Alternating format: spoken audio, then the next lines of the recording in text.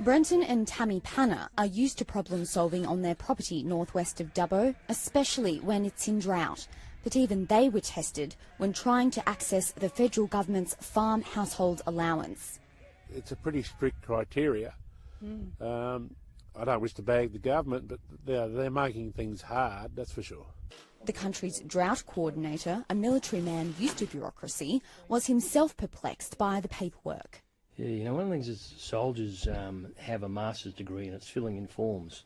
So I took the farm household allowance form and I got stuck not too far into it.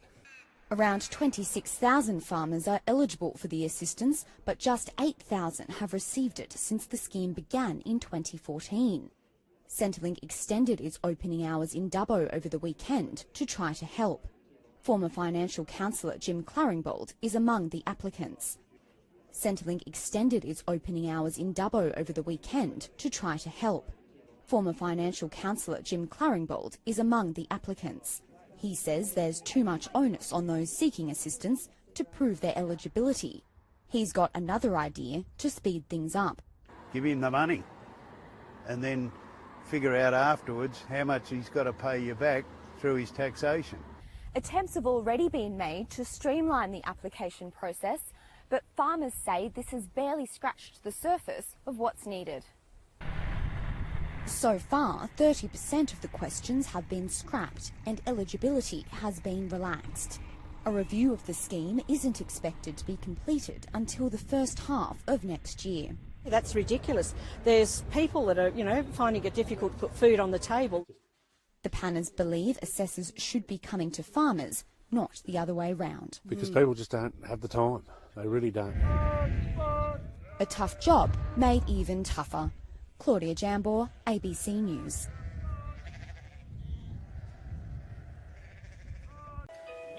When Burke councillor Sarah Barton went to enrol one of her children in care, she was reminded of the town's predicament when it comes to doctors. You can't name your family doctor here because there's such like a continual flow of different locums coming in and coming out.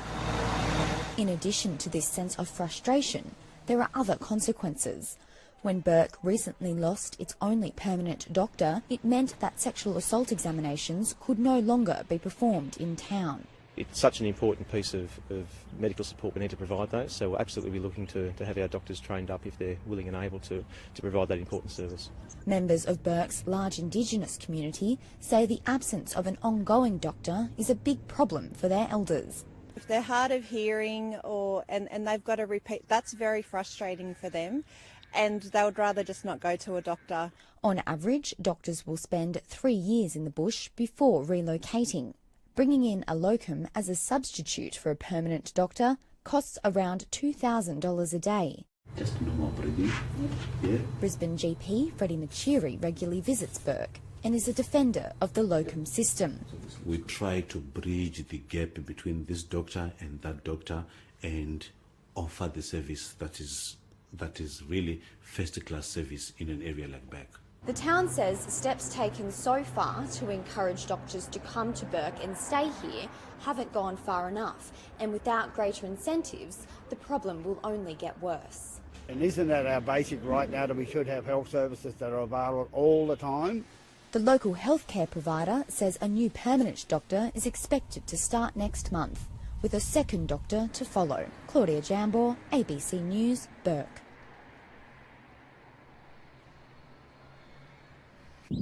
Farmer Rob McGutcheon has seen droughts come and go for decades.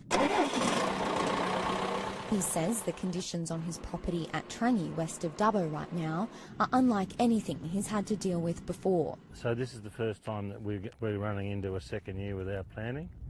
At the same time, though, there are a lot of people in New South Wales that are in a lot worse situation than what we are here in Trangie. The Premier visited another property in the region today to announce a $600 million drought relief package. People say to me, we don't want a handout, we just want to get through this difficult period, and we're responding to that.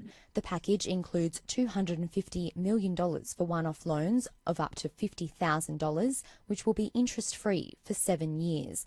Farmers will be able to use the borrowed money to buy feed, move livestock and to preserve animal bloodlines by freezing their genetic material. There's $25 million for new weather monitoring equipment and $4 million towards mental health services, including counselling. The government will also allow more culling of kangaroos. While the measures announced by the Premier today were welcomed by some, others say the government needs to be looking at alternative ways to support farmers that don't saddle them with debt. Rob McCutcheon's daughter-in-law, Mandy, says for those hardest hit, loans are not the answer. What they really need right now is subsidies for freight, for fodder, and actual subsidies for the fodder itself. But the suggestion of subsidies is something the Deputy Premier doesn't support. Firstly, distorts the market. It pushes freight prices and feedstock prices up. At the same time, a lot of people have destocked, and this is about now the next stage. The government is trying to reassure farmers that the assistance can be tailored, but as they stare down a dry winter, for some, this may not be enough. Claudia Jambor, ABC News, Collie.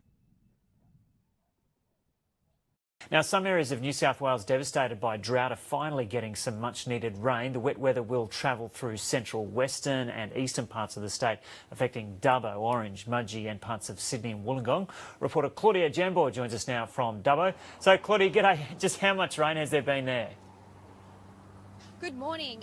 We are cautiously rejoicing here in regional New South Wales.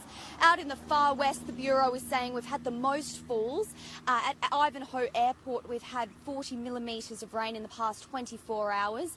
At Mount Hope, about 160 kilometres south of Cobar, we've had about 32 millimetres. And we're hearing reports that at a property between Ivanhoe and Menindee, there's been up to 90 millimetres fall. So some pretty fantastic rain. Yes, it's been great. Here in Dubbo, a bit slighter, but 14 millimetres. At Burke and Trangie, we've had about 9 millimetres. At Walgett, the same. So, no, some pretty decent falls in our patch. So what impact is this rain expected to have? In drought-affected communities, for locals, this is a bit of a morale boost. For farmers, it will hopefully give some boost to some recently planted crops. Yeah, and how much more is needed to help farmers? Well, unfortunately, this rain isn't drought-breaking. We're going to need some pretty consistent rain over quite a long period of time in order to break this drought and really bring some substantial relief to our farmers. Yeah, and how have people been reacting there today? Everyone's pretty happy, I have to say. There's been some pretty happy people posting some photos on social media, jumping in puddles. People have dusted off the brollies and put them up for the first time in quite a while. So, no, a lot of happiness here, a good mood here in Dubbo as well. Yeah, and that's the first time I've heard that report of 90 mils. Just tell us once again, where was that? So that was at a pretty remote property between Menindee and Ivanhoe that we got in this morning on our local breakfast show. So that's some pretty great rain out there. Which is yeah, those property owners there must be loving it. Okay, Claudia Jambor reporting there from Dubbo. Cheers for now.